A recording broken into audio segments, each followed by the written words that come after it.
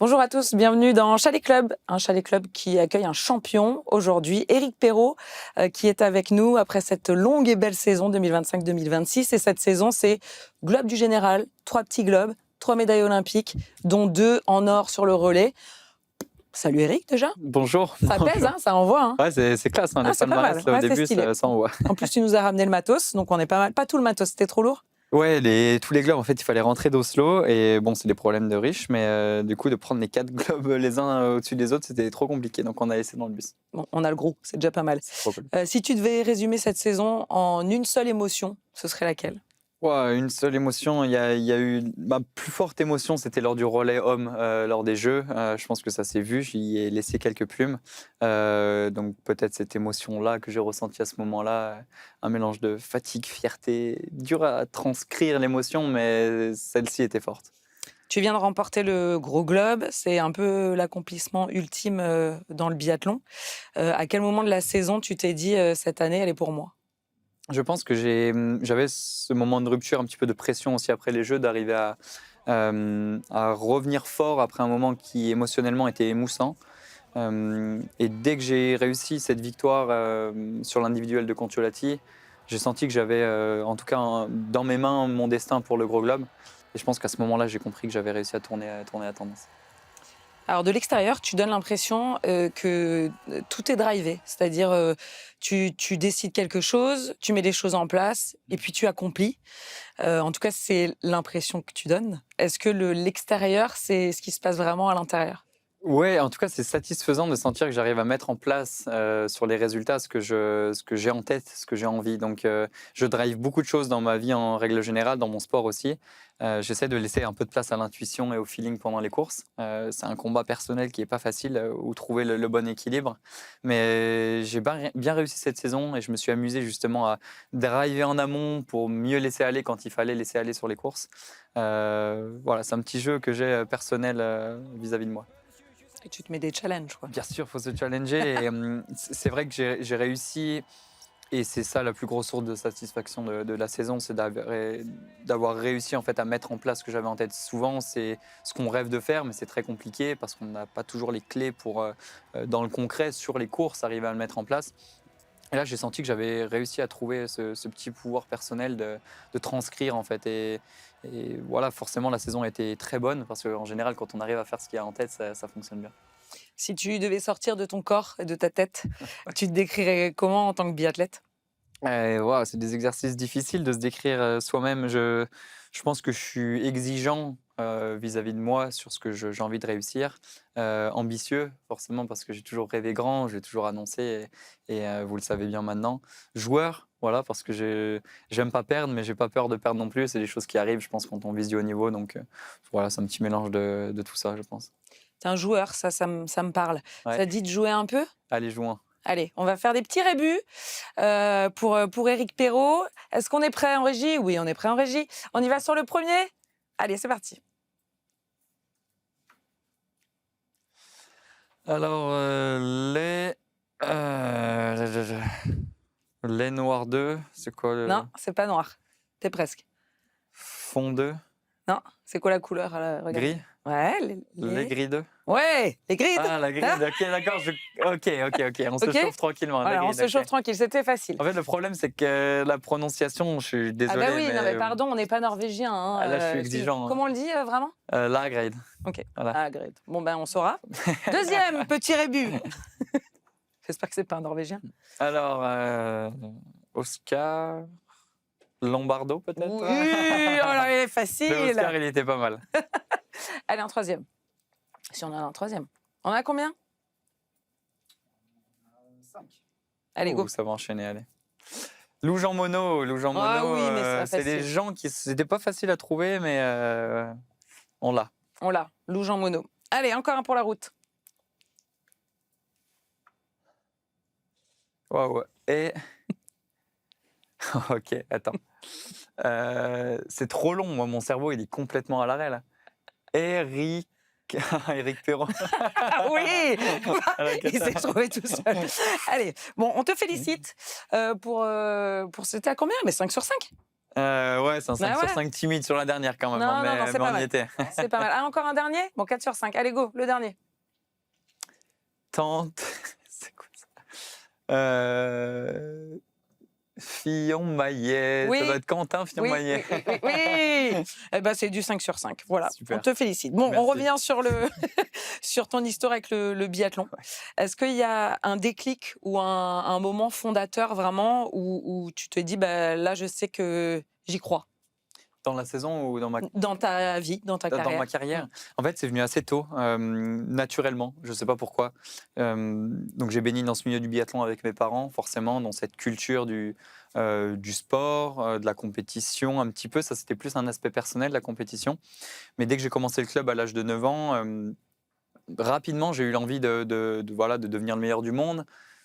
Quand on est enfant, ça paraît simple de le dire. Et puis très vite, après, on nous challenge, on nous dit ah ouais, meilleur du monde, etc. Ça paraît un peu plus arrogant d'un seul coup dès qu'on passe dans l'adolescence. Mais en tout cas, avec mes yeux d'enfant, c'est ce que je voulais être. Et j'avais cette flamme un peu au fond de moi qui me poussait à aller vers ça. Et je ne sais pas pourquoi j'avais une confiance naturelle en ce projet-là qui m'a suivi en fait et qui m'a aidé à grandir, même dans les moments où, dans mon adolescence, j'étais pas forcément très performant. Euh, et j'y ai toujours cru. Bon, c'est un peu bête aujourd'hui de le dire comme ça, mais les gens qui me connaissent depuis longtemps le savent. Je pense que c'est un projet qui a toujours été naturel.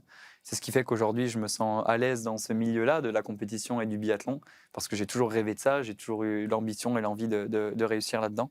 Euh, c'est une chance de pouvoir suivre ce rêve d'enfant en fait pour l'instant est une ligne droite continue. Au-delà des résultats en fait, juste de pouvoir vivre de son sport, de pouvoir s'exprimer à fond. Comme on l'a dit, de faire ce que j'avais en tête, c'est quelque chose qui est magique. Ça a été mon combat en fait depuis que j'étais jeune, d'arriver à mettre en place ce que j'avais dans ma tête, parce que depuis très longtemps dans ma tête, j'avais l'envie de fournir le biathlon que je peux faire aujourd'hui. Oui, mais du coup, c'est que en tout cas, tu avais confiance en ce que tu étais capable de faire. C'est-à-dire, tu Ouais. avais déjà cette lucidité petit, parce qu'il y a effectivement rêver grand, et puis il y a le faire C'est derrière. vrai. Et je pense que c'est une innocence, en fait, quand on est jeune, de voir ça, de rêver grand. Voilà, c'est le rêve tout bête. Hein. Papa, maman, je veux devenir le meilleur du monde. Et je pense que j'ai eu la chance d'avoir un très bon entourage qui m'a aidé à petit transcrire ce rêve d'enfant en une réalité d'adulte.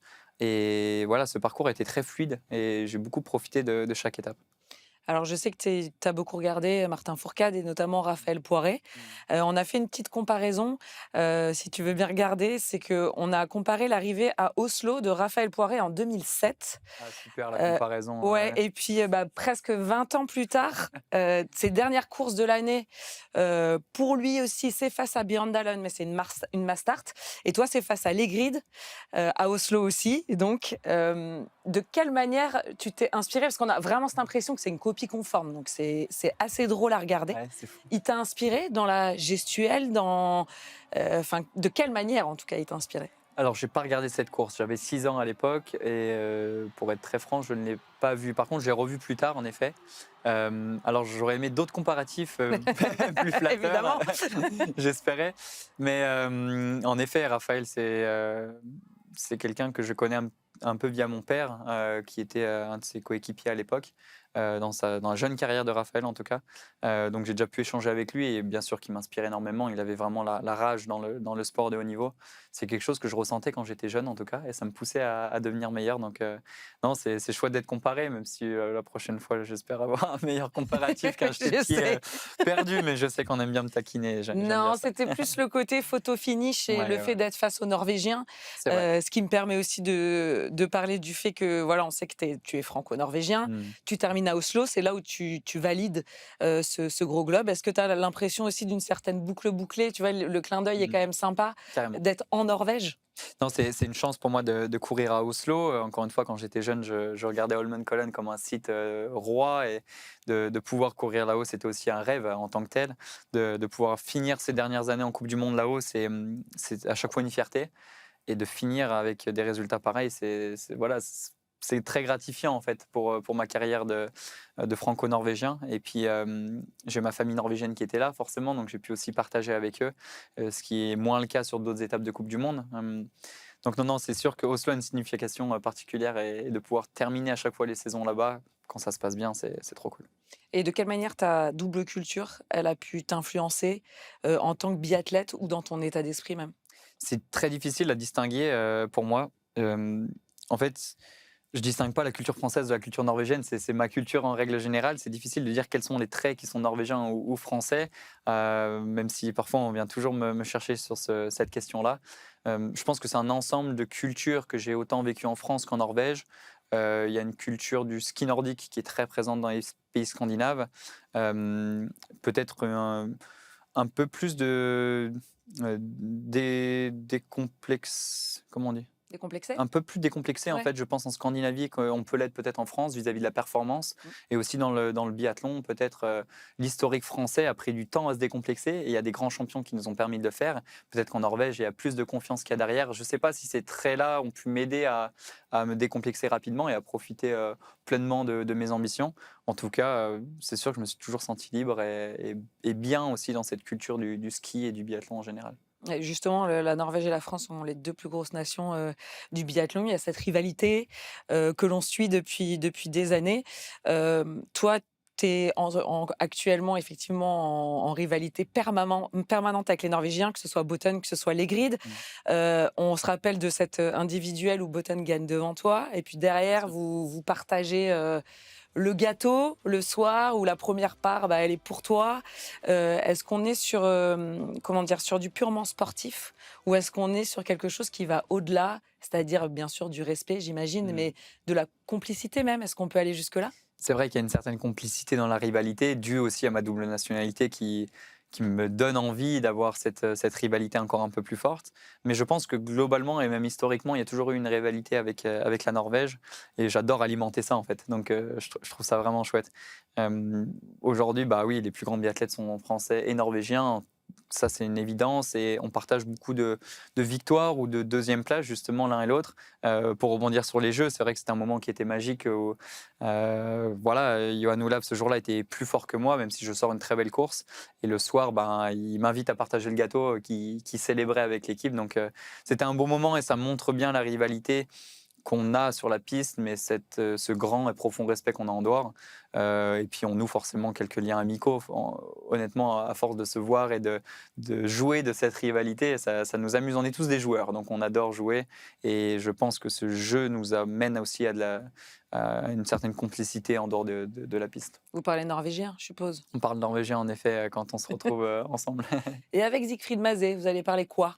Ah ah, on va parler, on va pas parler chinois, ouais, on va parler franc et voilà, on va voir. C'est pas forcément décidé que ce soit notre coach directement de tir, même s'il va travailler pour l'équipe de France l'année prochaine.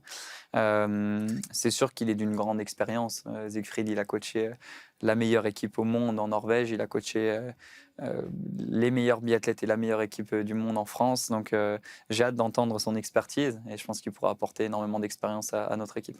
Comment tu l'imagines, ta collaboration avec lui? Parce que tu connais forcément le personnage et puis tu le côtoies aussi. Hmm. Est-ce que tu y as déjà pensé? Est-ce que tu t'es dit: «Tiens, Siegfried et moi, ça peut matcher» ou «J'ai envie qu'il m'apporte ça»? Est-ce que Bien c'est sûr, je pense qu'il peut m'apporter plein de choses. Après, je le connais sans le connaître parce que je le vois à la télé aussi, mais je le vois en live sur le pas de tir, mais on n'a jamais beaucoup discuté.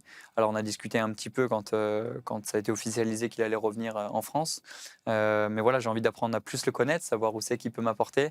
Mais voilà, du peu qu'on a discuté, je pense qu'on est tous les deux des personnes qui aiment la stratégie, qui aiment le jeu, et je pense qu'on s'entendra bien sur ce point-là. Pour parler de ton entourage, on a parlé un petit peu de ta double nationalité, mais on sait que derrière les grands champions, il y a toujours un entourage très fort. Il y a ton papa, bien sûr, il y a ta maman, qui sont les personnes clés qui t'ont vraiment construit et qui jouent un rôle essentiel, Mm. dans le suivi de ta carrière. Je pense que ça m'a construit en tant qu'être humain et forcément l'être humain, il s'exprime au mieux après dans les compétitions sportives. Oui, l'entourage, il est indispensable, bon, on le sait tous, hein. C'est chouette de revoir les images aussi partagées. Ils ont été là pendant les Jeux, ils ont été là à Oslo à la fin, ils étaient là même en début de saison. Bon, bref, ils ont été là depuis ma naissance pour le coup, c'est pas, c'est pas compliqué. Mais dans ma carrière, je pense qu'ils ont apporté un visage aussi et une aide très calme, distante aussi par rapport à mes ambitions sportives qui étaient vraiment très personnelles. Je pense que ça m'a aidé aussi à à pas trop m'emballer dans des moments où il fallait garder son calme, à accepter qu'il y ait des moments qui soient moins glorieux, parce que le chemin n'est pas tout lisse, même si on voit que la fin aujourd'hui. Ouais, ils ont été super. Honnêtement, en termes d'éducation qu'ils ont pu m'apporter, ils ont été très bons. Donc, je leur remercie pour ça. Et c'est une fierté, encore une fois, de partager, maintenant que je touche mes objectifs sportifs, qui ne sont pas une finalité dans la vie, mais qui sont quand même un sommet dans une carrière, de pouvoir partager aussi ça avec eux. Il y a les potes aussi Bien sûr, qui sont importants, qui bien te sûr. suivent aussi. Il y a même un fan club, Éric Perrault. Ouais, c'est fou. Il y a quelqu'un qui avait un petit message pour toi, Éric, regarde. Ok, j'ai peur, je regarde. Et salut mon petit Rico, j'espère que ça roule. Dis-moi, je voulais te poser la question, est-ce que tu as déjà commencé à réviser les paroles de la chanson Le plus grand des géants pour le 10 avril, le retour des champions à Pézéval-Landry? Parce que bien sûr, tu vas monter sur scène et on va te faire chanter ça. Alors, il va falloir que tu sois prêt. Allez, ciao, ciao. Mon Matt, ça fait plaisir. T'as répété? J'ai répété et surtout, c'est une chanson qui rentre dans la tête et qui n'en sort jamais. En fait, c'est pas compliqué, c'est Éric Perrault, le refrain tout du long, avec une petite hymne, un peu un air un peu allemand. Je spoil pas plus que ça, il faut aller voir, c'est sur toutes les plateformes. Mais ça rentre dans la tête et ça ressort plus. Et j'ai plein d'amis proches qui me la mettent à la fin des courses et ça, j'ai mon nom qui tourne en boucle toute la soirée dans la tête, c'est horrible. Honnêtement, il n'y a pas plus. Ouais. Deuxième petite dédicace pour toi, regarde. Alors mon petit Rico, on se fait boule à Z ou mulet pour fêter ça? Alors, boule à Z ou mulet? Ça, c'est team. Mes amis sont très joueurs aussi. Donc, eux, ils ont J'ai l'impression, ouais. Ils sont bons, hein, que ce soit Mathéo qui était juste avant ou Timothée là, qui gère le fan club. C'est assez fou l'engouement, l'énergie qu'ils mettent derrière, c'est magique. C'est mes amis d'enfance. Et nous, on a fait le mulet après, après le titre. Oui. Bon, je n'avais pas du tout prévu ça, mais bon, on nous a embarqués. De base, c'était que Jean-Pierre Amat qui devait se le faire. Mais bref, ça a dérapé comme d'habitude. Évidemment. Je crois que le défi pour mes amis, c'était justement s'il y avait un titre par équipe, c'était le mulet. S'il y avait un titre individuel, c'était la boule La à Z. boule à Z. Bon, Ah. on est resté sur le mulet cette fois-ci. Puis les cheveux, c'est important, non? Oui. J'ai l'impression, non, mais il y a la petite coupe qui va bien. C'est vrai, là, c'est très carré. Ça fait très professionnel, mais bon. Ouais, ça fait très professionnel. Ouais. Voilà, effectivement. Bon, on a parlé de ton entourage, évidemment, et des performances, mais tu l'as dit aussi, c'est pas toujours lisse et il y a des galères. Est-ce qu'il y a un moment plus difficile dans ta carrière qui t'a vraiment fait douter? Et si c'est le cas, comment tu t'es relevé? J'ai plusieurs petits passages. Ma carrière a quand même été très productive à partir du moment où je suis arrivé dans les années juniors. J'ai commencé à gagner des courses à l'international et tout allait très vite. Avant ça, j'ai eu des années un peu plus compliquées, sur les années cadets, jeunes, comme on les catégorise. Donc c'est vers l'âge de, je sais pas, 17 ans par là. Ouais. Et c'était un peu plus compliqué, j'avais un petit retard de croissance. Alors je suis pas très épais aujourd'hui, mais en plus de ça, j'étais tout petit. Donc c'était compliqué de rivaliser. C'est l'adolescence en fait. Et c'est dur de se comparer pendant l'adolescence. Il y en a qui sont déjà costauds, qui sont gros, qui poussent fort sur les bâtons. Moi, c'était tout l'inverse. Donc je prenais cher. Et c'était compliqué d'exister. Moi qui avais déjà l'ambition de tout gagner, je faisais, alors pas dernier, mais honnêtement pas loin des 5 derniers dans chaque course. Donc on est très loin du rêve olympique, on est très loin du gros globe. Et Mais pour tu autant, lâches pas. non, parce qu'en fait, j'ai jamais eu le doute sur le long terme que ça allait marcher. Je sais pas pourquoi, c'est une confiance assez profonde ou peut-être l'innocence de quelqu'un d'assez jeune qui se dit mais dans tous les cas ça va marcher, ça va faire. Mais sur le coup, c'est loin. Et là, encore une fois, l'entourage m'a beaucoup aidé pour me mettre en confiance et me dire en fait que ça marche ou pas dans le long terme, ça sert à rien de se brusquer maintenant. Mon père, il m'a toujours dit tu deviendras forcément un homme un jour. C'est juste que là, tu es adolescent et tu grandiras plus tard, c'est tout. Donc il y a eu cette phase de transition qui était un petit peu dure à accepter et qui a été très vite comblée par des résultats excellents en junior.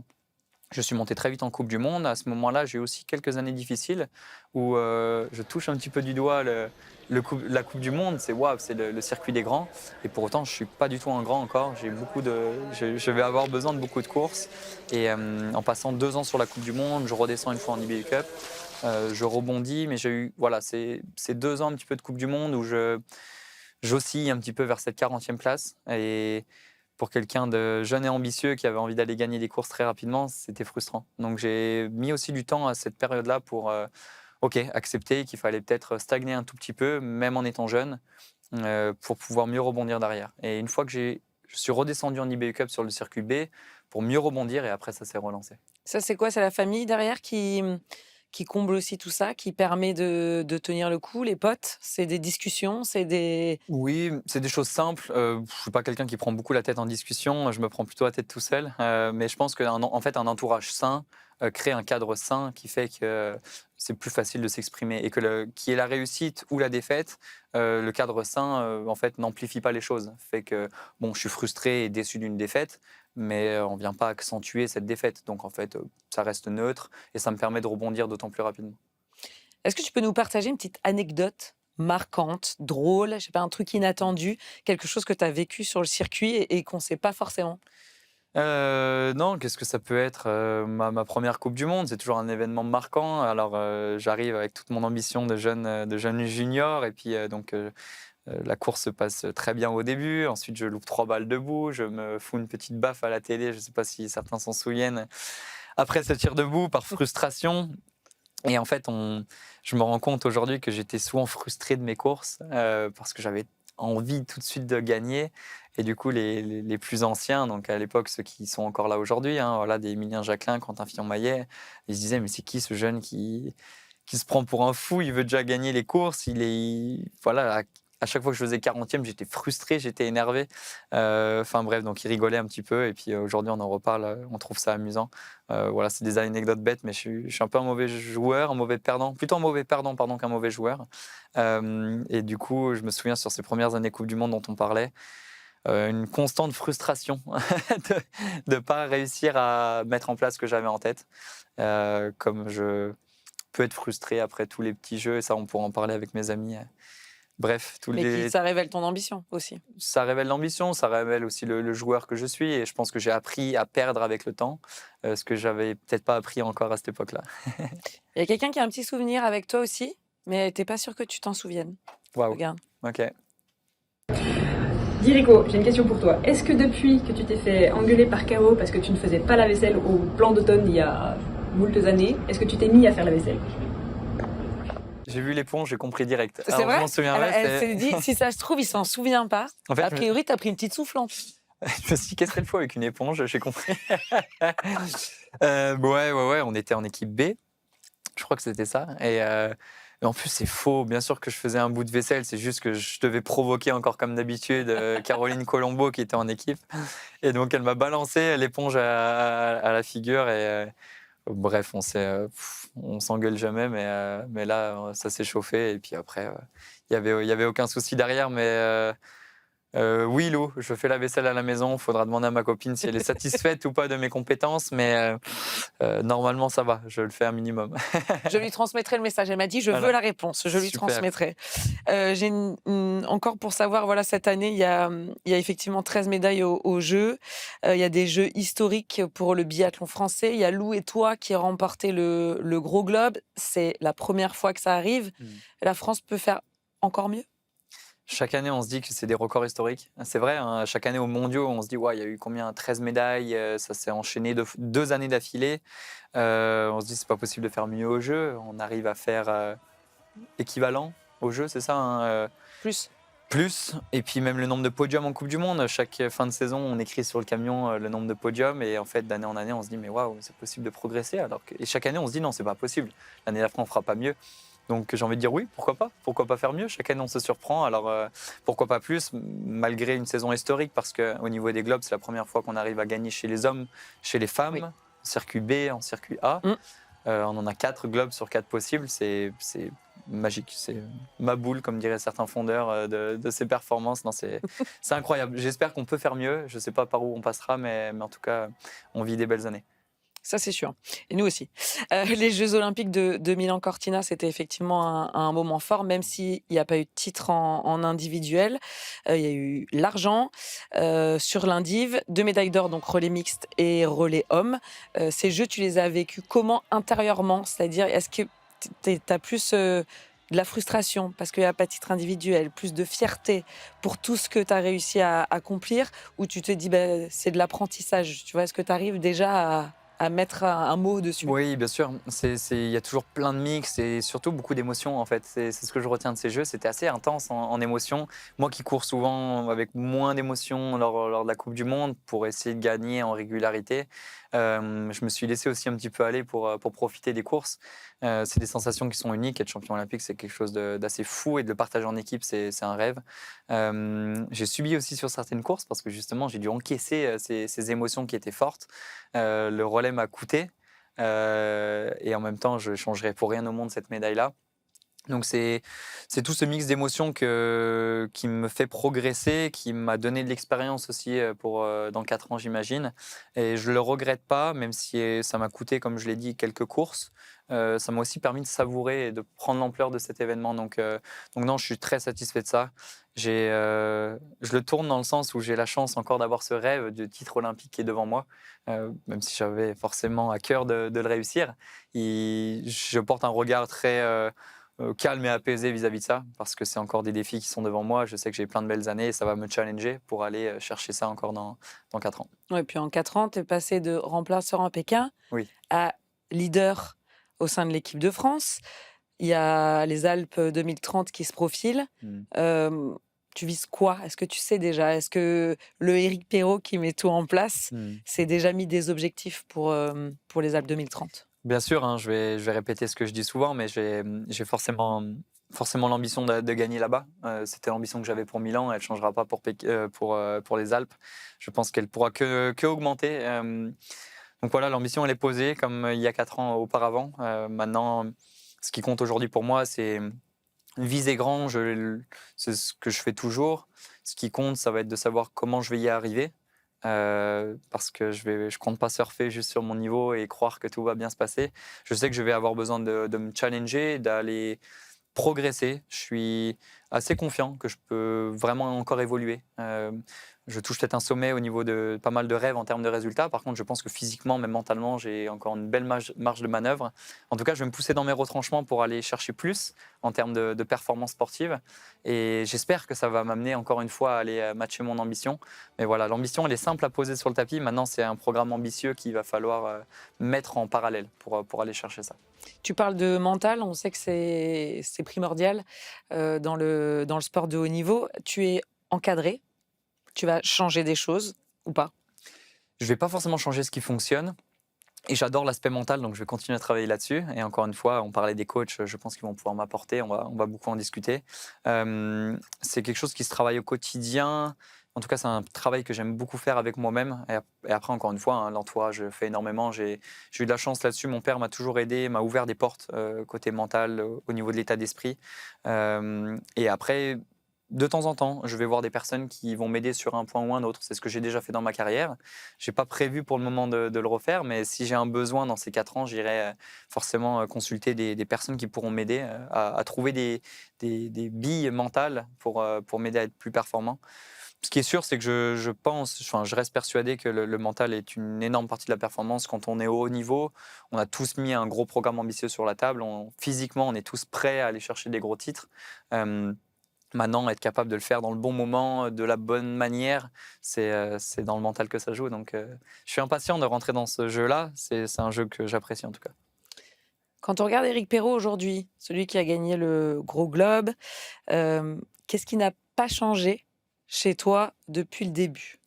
Honnêtement, il n'y a pas grand-chose qui a changé, je dois admettre. Et je suis le premier satisfait de ça parce que j'ai envie que rien change. C'est-à-dire que ma vie, elle est très bien comme elle est et j'ai pas besoin de changement là-dessus. Mon regard, en fait, vers tout ce qui se passe est le même. C'est-à-dire que j'ai les mêmes yeux aujourd'hui quand je gagne une course que quand j'ai commencé le ski et que je gagnais une course au Trophée du Beaufort pour la course du coin, en fait. C'était ma Coupe du Monde à l'époque à moi. Aujourd'hui, ma Coupe du Monde, c'est la Coupe du Monde. Mais ce regard-là n'a pas changé. Et heureusement, le regard de mon entourage proche n'a pas changé. Donc j'ai l'impression que ma vie, finalement, c'est toujours la même. C'est juste que j'ai évolué de circuit en circuit. J'ai augmenté en niveau de ski. Mais mon combat reste le même. Donc ça, c'est quelque chose qui me satisfait, qui me rassure aussi, je pense. Parce que ça effraie toujours d'aller dans des sphères qu'on ne contrôle plus. Et je pense que j'ai la chance d'avoir toujours ce regard d'enfant en fait porté sur la compétition, ce qui fait que je me prends pas trop au sérieux. Et le jour où ça change, il faudra que je revienne me mettre une petite baffe comme je l'ai fait sur ma première Coupe du Monde. On s'en souviendra de celle-là. Voilà. Qu'est-ce qui te reste à accomplir, Éric? C'est une question qui se pose aujourd'hui où quand je regarde le palmarès, c'est assez fou, on peut vite être rassasié parce que c'est mes premiers rêves que j'ai déjà réalisés. Et en même temps, je suis joueur, donc j'ai envie d'aller me challenger sur tous ces résultats que j'ai déjà réussi à avoir d'une certaine manière. Mais il y a des choses que j'ai pas gagnées, il y a plein de courses que j'ai pas gagnées, il y en a qui en ont gagné bien plus que moi, donc j'ai envie d'aller chercher plus. Et ça, c'est pour parler de résultats. Mais en fait, j'ai envie de me challenger personnellement. J'ai pas envie de m'asseoir sur un niveau que j'ai créé. J'ai pas envie de m'asseoir sur un développement personnel que j'ai déjà avancé et de m'arrêter là. J'ai envie de continuer à me développer personnellement et donc aussi progresser en tant qu'athlète, autant que j'ai envie de progresser en tant qu'être humain. Donc ces 4 années, finalement, c'est une très bonne excuse. Le sport, c'est une très bonne excuse pour que je continue à me développer. Donc voilà, il y a plein de travail en cours qu'il va falloir faire. Merci beaucoup, Éric Perrault. On Merci. continuera à te regarder te développer avec grand plaisir. C'est très gentil. Merci, Merci. d'être venu nous voir et à bientôt. À bientôt.